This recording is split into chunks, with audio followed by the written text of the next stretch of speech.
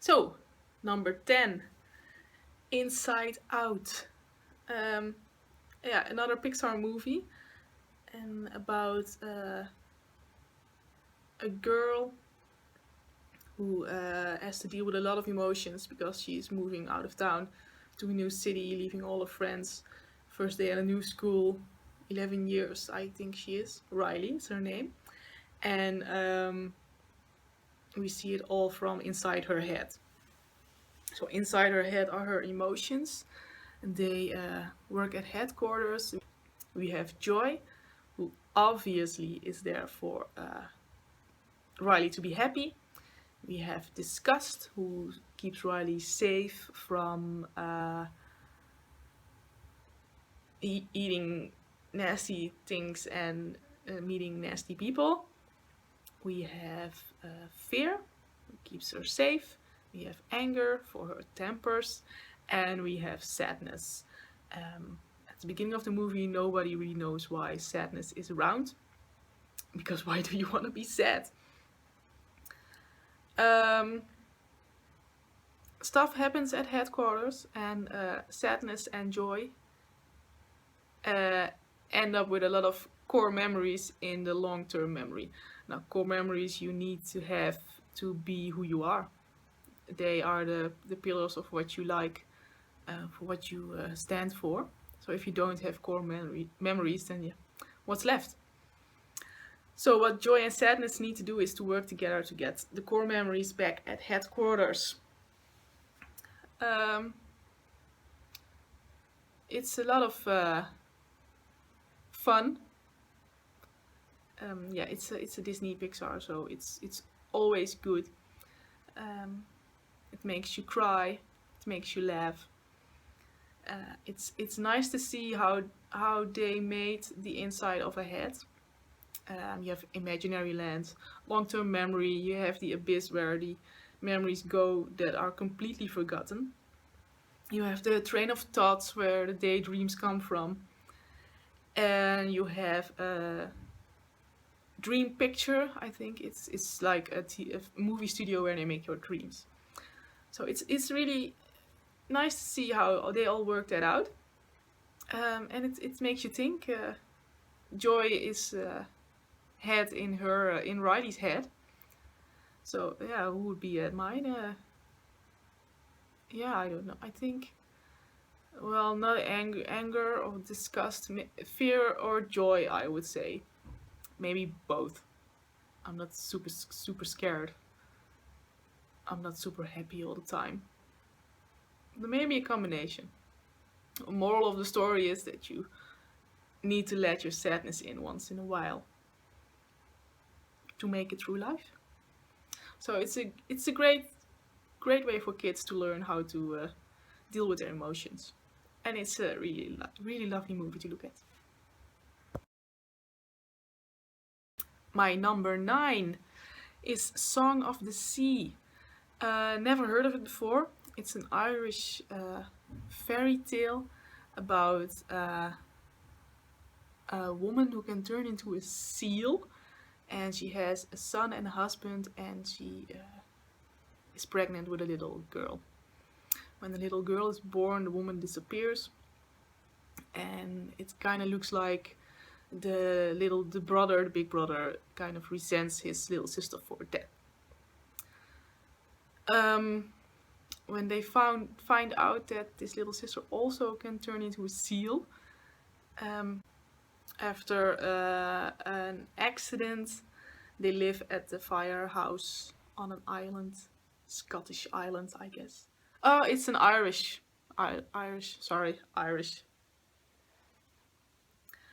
And the kids have to move in with their grandma at the mainland. And when they find out that the little girl also can turn into a seal, Ben, the brother, and a difficult Irish name, Saoirse, need to find their way back to the lighthouse to their dad. Um, it was really cute. I really liked it. It's adorable made. Uh, adorably made. It is. And yeah, so I've never heard of it, but it was a really nice fairy tale. Um, so I do recommend. Still Alice, about Julianne Moore, who plays Alice and who gets Alzheimer's disease way too early. Yeah, that's the plot, and it was confronting. I think it's the right word to see how things will go if you have someone in your family who has Alzheimer's. So Julianne Moore did an excellent job. She even won an Oscar for this one, and I liked it. It really pulled me in, and I've watched a lot of these movies during work, and because they are 50 and I don't have the time, and because there are 50 and I don't have the time. And most of the movies I've watched at work were like, I've watched them just like this, and I was typing like this. But with Still Alice, I just had to look and watch and turn my head and couldn't get any work done. So, good job. So, Me and Earl and the Dying Girl, another movie I've never heard about. It's my number 7. It's about Greg, who is getting forced by his mom to visit a former schoolmate, Rachel, who has been diagnosed with leukemia.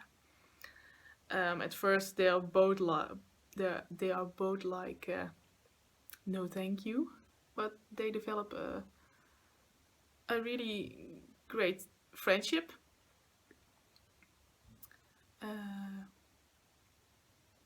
It's a nice movie. It gave me chills and goosebumps, and yeah, I don't want to say too much about it. It was a beautiful movie. That's how I need to say it. Beautiful. So watch it if you can. Big Hero 6, my son's favorite movie. So I have to watch it like 3 times a day. I know everything there is to know about Big Hero 6. It's about Hiro Hamada, who lives in San Francisco. It's like a mix in the future between San Francisco and Tokyo, I guess. I don't know why San Francisco and Tokyo are blended in together like that in the future, but who knows what time will bring. Hiro is a brilliant young boy who has this big brother, Tadashi Hamada. And Tadashi is also super smart and goes to this robotic engineering school. And he he persuades Hiro into going also. And because Hiro is more like the bot fighter type. Spoilers, Tadashi dies, and in an explosion at the university, and Hiro gets Tadashi's project he was working on, Baymax, a robotic nurse.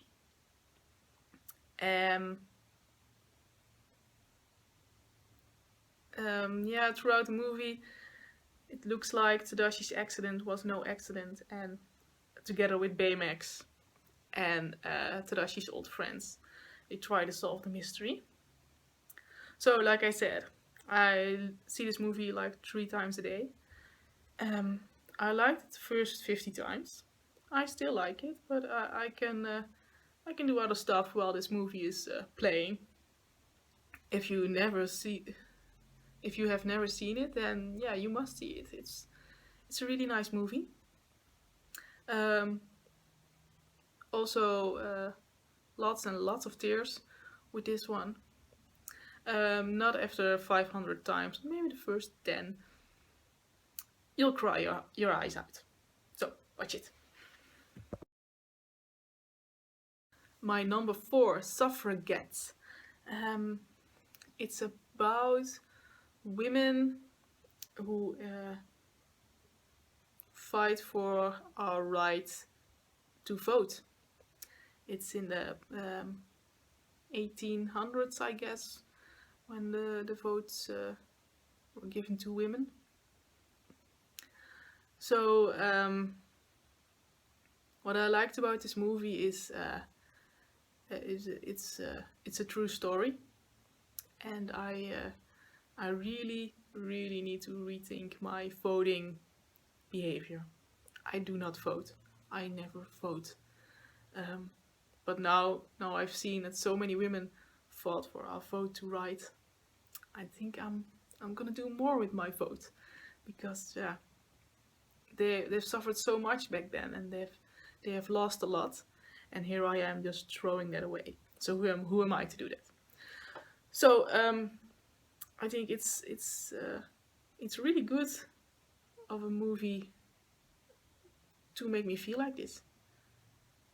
So if you don't vote, watch this one, and maybe then you will. My number 3, also a movie I've never heard about before, but I really liked. It's another horror movie. A girl walks home alone at night. It's set in Iran. Do you pronounce Iran like that? It's Iraq, so I guess it's Iran also. It doesn't matter that much. It's about a small town where this really lonesome vampire walks the street at night. What I really liked about it was that this vampire girl is not just any vampire girl. It's really fun to see how she develops. How she deals with a guy she likes instead of wants to eat. Yeah, it surprised me. It also has really good music. I really like that. I love movie music. So this one is going on my iPhone also. And it's black and white, or my TV is broken, but I don't think so. And yeah, I enjoyed it. It's my number 3, so well done.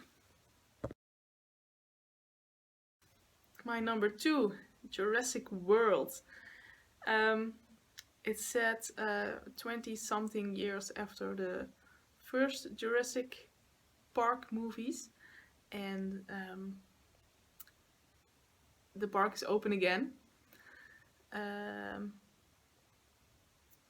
So we have Chris Pratt, who's a dinosaur keeper, and he trains the velociraptors at the park, and we have Bryce Dallas Howard, who runs the park, and they made up a brand new dinosaur. I forgot its name. It was something like Indominus Rex. It's whatever. It's just it's a new brand dinosaur, and of course it escapes. That's what happens when you have dinosaurs locked up in a cage. I loved it. It was funny, exciting, thrilling, and hearing the music from those movies back then gave me goosebumps. I was on the edge of my seat almost the whole time. And I can't wait for the next part. So see it if you can. And then, my number 1. Drum rolls, please. Star Wars The Force Awakens. Of course. Star Star Wars: The Force Awakens is set after, it's like 30 years after Return of the Jedi. So we have all these new faces, and we have all the old faces like Harrison Ford, Carrie Fisher, and Mark Hamill as Han Solo, Luke, and Leia. Leia and Luke, then, of course. Carrie plays Leia, Luke plays, Mark plays Luke. The story is Luke is missing, and Leia is looking for him, and is staying at the rebel base. Once a rebel, always a rebel. The newcomers, Daisy Ridley, who plays Rey. Rey is a scavenger that was abandoned on Jakku, a sand planet, and she ends up with Finn, played by John Boyega, and ends up leaving the planet and running into Han Solo. I don't want to say too much if you haven't seen it and if you are going to see it. The villain is played by Adam Driver, Kylo Ren. He looks like a troubled young man, and you'll see why in the movie. Like I said, this is my favorite movie ever. I totally love Star Wars, every single one of them, the whole franchise. And I really like the part that they use the old faces and bring in new faces. It felt a little bit like Return of A New Hope. But that's not a bad thing, because this Star Wars is for a whole new generation. And then you need to introduce everyone. So I can't wait for the second part. It's like a 2-year wait. Thank God there are going to be Star Wars spin-offs every year. So every Christmas I can be in the theaters to watch Star Wars movies. So if you haven't seen this one yet, I've only saw it 4 times. So go see it as soon as you can. That ends the list of 50 films you had to see in 2015. I hope you enjoyed it. I can understand if you can't do anything with my reviews, because some of them are just a bunch of gibberish. I've gave it my best shot, and I hope you like it, and I hope my English is understandable and a little bit correct. And I'll see you soon.